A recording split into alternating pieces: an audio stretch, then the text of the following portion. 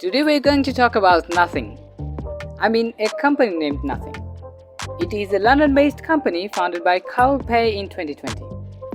Do you remember Carl Pei? He was the co-founder of OnePlus.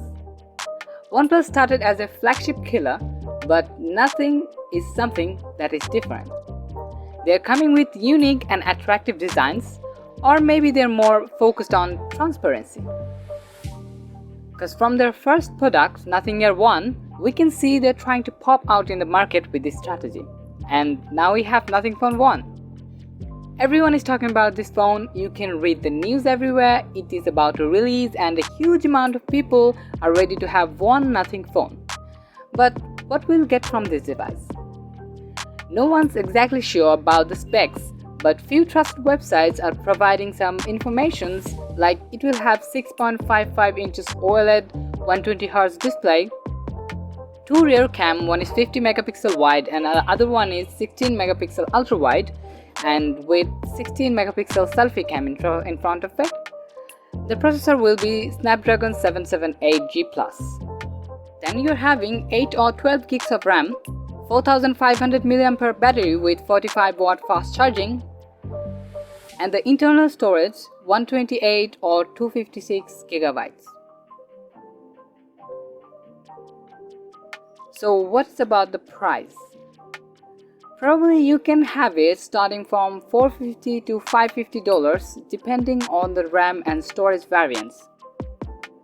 So everything is okay. And why this phone is crazy enough to make us wait for it? Because its backside is really different from other boring phones we're using right now.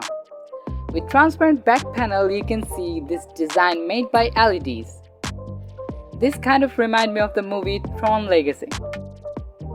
But it's really cool because you can use it for notifications, it can dance with your ringtone beats, and also it will help to you see the juice inside it.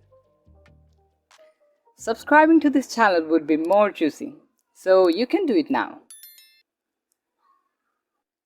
Though it kind of looks like an iPhone from its side, it's a super crazy phone. And I'm a little bit worried about those lights taking up too much battery, because it will affect in our day-to-day use.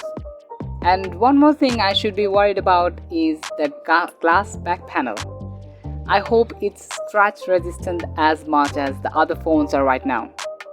And let's hope it doesn't get shattered somehow because it's a lovely phone.